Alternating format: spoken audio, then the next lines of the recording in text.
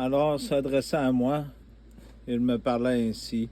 Écoute sans crainte, ô juste Enoch, au scribe de justice. Approche et écoute ma voix. Va dire aux voleurs du ciel qui t'ont envoyé pour me prier pour eux. Parce qu'il a envoyé des gens prier pour eux. Vous devriez prier pour les hommes et non pour les hommes pour vous, par les hommes pour vous. Pourquoi avez-vous abandonné les saints auteurs, votre demeure éternelle, pour aller vous souiller avec des femmes? Pourquoi vous êtes épris de filles des hommes? Avez-vous fait vos épouses? Avez-vous pratiqué avec elles les œuvres des enfants de la terre et donné naissance à une race impie? Vous qui étiez esprit céleste, en possession de la sainteté de la vie éternelle, vous qui êtes souillés avec des femmes, vous avez travaillé aux œuvres de la chair, vous avez engendré dans le sang, vous avez agi comme ceux qui sont que dans le sang et de chair. Attention, quand on parle des femmes, je veux pas que tous tiennent des mauvaises idées de la femme. C'est pas toutes les femmes qui sont méchantes. Il y en a qui ont participé à ça, puis il y en a qui étaient corrects aussi. Comme je le dis souvent au début, quand Adam et Ève sont arrivés, prenez le temps de penser à ce que je vais vous dire. Quand Caïn a tué son frère, après ça, il est parti où? Il est parti dans les montagnes, puis il y a eu des enfants. C'est parce qu'il y avait d'autres personnes qui étaient là. C'était pas les premiers.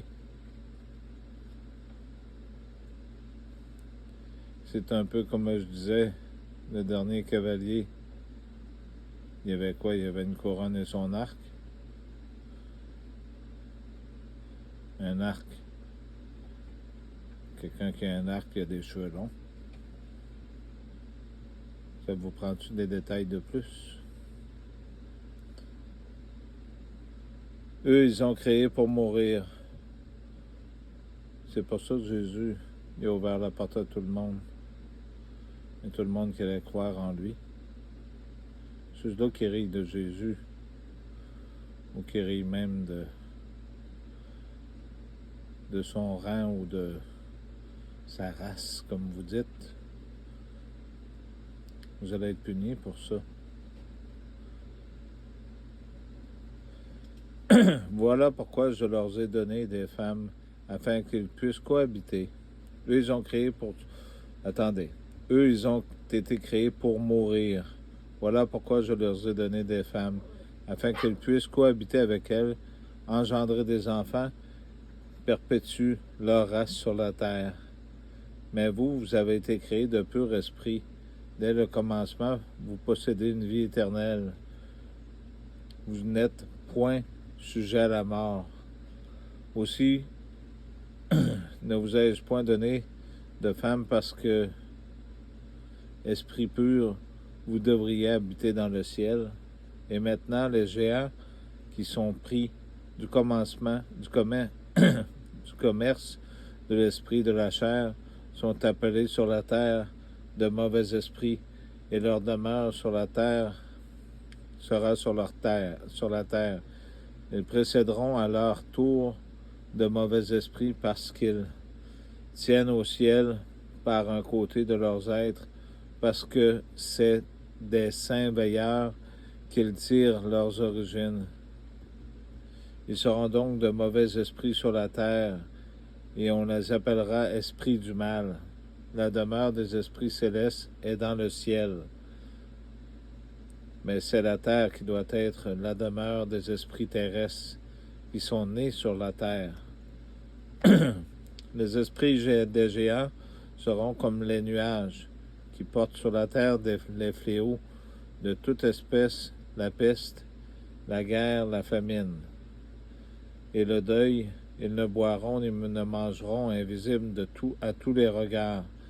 Ils s'insurgeront encore entre les hommes et les femmes parce qu'ils ont reçu la vie dans les jours de destruction et de carnage. Lors de la mort, les géants, des géants, quelque part, caillent leurs âmes lorsqu'elles abandonneront leur corps, tâchent ce qui est de la chair en eux, périssent avant le jugement, qu'elles soient exterminées jusqu'au jour de la grande consommation de l'univers, alors que les veilleurs infidèles, parce que c'est Jésus qui va décider, c'est pas eux autres en envoyant des missiles comme ce qu'ils veulent faire là, avec les clips, là, puis essayer de créer avec leur machine, le CERN, d'ouvrir quelque chose. Si Jésus dit que c'est non, c'est non. C'est pas les humains qui vont décider de leurs œuvres du mal.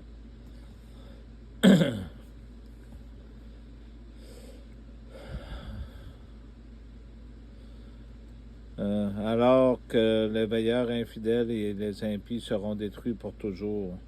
Quant aux veilleurs qu'ils t'ont envoyés pour leur implorer pour eux, dis-leur avec à ces intelligences célestes, vous avez eu le ciel pour demeure, mais les secrets d'en haut ne vous ont pas été révélés. Cependant, vous avez connu un secret d'iniquité, et vous l'avez dévoilé aux femmes dans les mouvements de votre cœur, et par là, vous avez multiplié le mal sur la surface de la terre.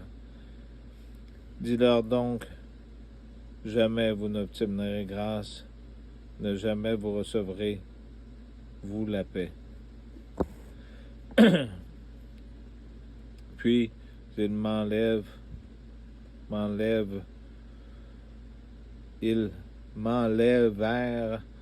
dans un endroit où il y avait comme un feu dévorant, où, selon leur bon plaisir,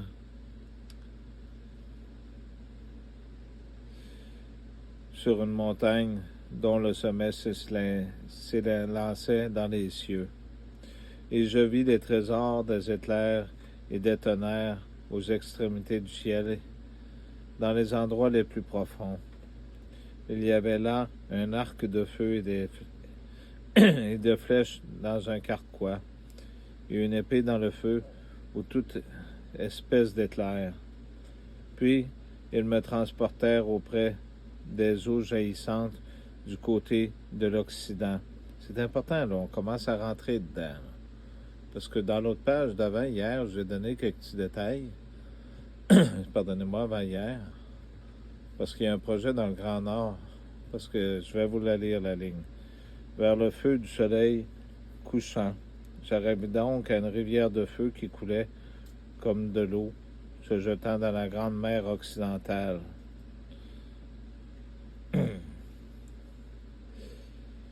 On commence à rentrer dedans.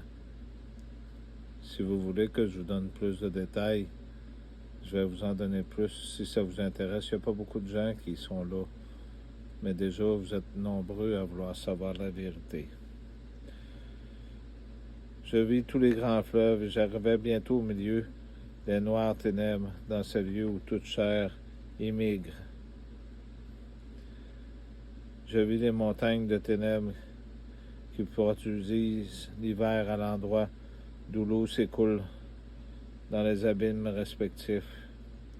Je vis aussi l'embouchure de tout fleuve du monde et l'embouchure de l'abîme.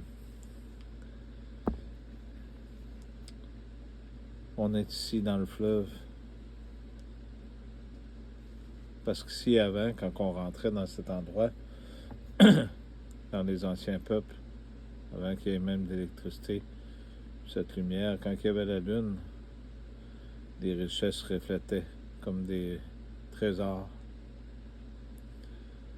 Croyez-moi, je connais bien l'histoire. L'Occident, c'est ici. Il en parlait à l'époque, dans le temps déjà. Je vais vous lire la ligne. Pardonnez-moi le temps que je vous la retrouve, que je peux vous rafraîchir la mémoire.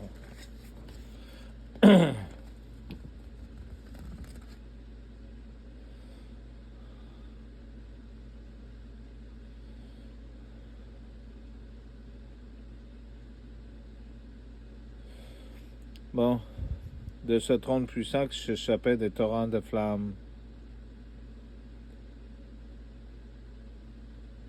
Ah, c'est ici. C'est dans la dernière lecture que j'ai faite avant. Je l'examinai avec attention et je vis qu'il avait un trône élevé.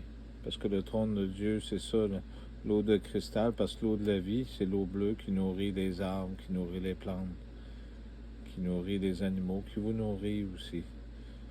Parce que la Trinité, c'est l'eau, le sang et l'esprit. C'est Dieu fait chair dans ce monde. Dans la vidéo que je viens de vous mettre juste avant, j'espère que vous avez compris le message de la dame. C'est pas les couleurs qui sont importantes. Les couleurs ou les différences créent des différences et créent la haine. Vous êtes tous frères et sœurs ici. Les couleurs de l'arc-en-ciel, comme qu'on dit, dont l'aspect ressemblait à du cristal, tandis que son contour était comme de l'orbe éclatante du soleil. Il en sortait une voix de kérumbim. De ce trône puissant s'échappaient des torrents de flammes qui étaient impossibles d'envisager. Il y avait quelqu'un d'assis sur ce trône à la gloire, dont le vêtement était brillant comme le soleil et plus blanc que la neige. Donc, il y avait de la neige.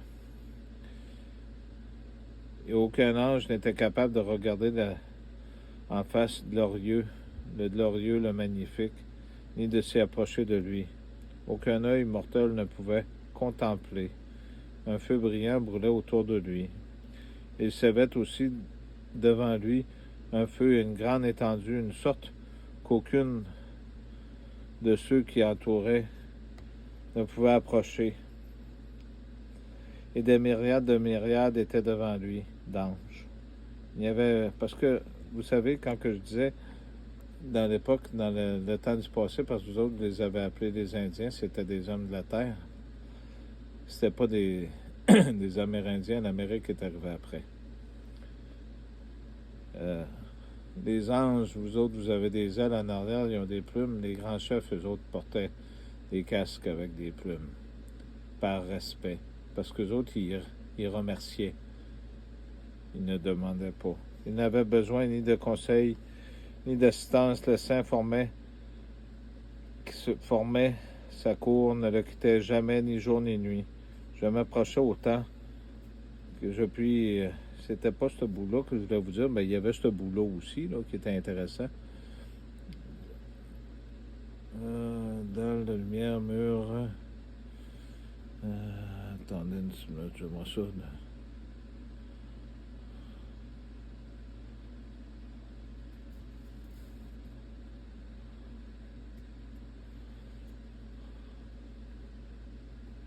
Ah, OK. Ça, par exemple, je me suis enfoncé au milieu de ces flammes parce que là, vous savez que le Québec est dans le Grand Nord, il y a un grand projet, il y a des choses qui sont là qui ne vous ont pas dit. Puis ils vont découvrir des choses, mais ils ne pourront rien y faire. Il y en a juste un qui peut faire de quoi. Et approché de palais grandiose qui est fait de grêlons. Les murs ressemblaient à des dalles toutes faites de neige. Donc, on sait que c'était dans le nord. Vous savez, c'est ce que je suis prêt à vous expliquer. C'est important ce que je suis prêt à vous dire. Tout ça, je ne vous compte pas de mentir. C'est vraiment très important. Et les fondements étaient de neige. Ces toits étaient formés d'étoiles filantes et d'éclairs de lumière. On le voyait au milieu du chérubim, du feu et du ciel et un ciel d'eau. Des flammes vibraient tout autour des murs et la porte était embrasée. Quand je fus entré dans cette habitation qui était à la fois brûlante comme le feu et froide comme la neige, il n'y avait aucune trace d'aliment de vie. C'est normal parce que dans le pôle Nord, il n'y a pas d'arbres là-bas.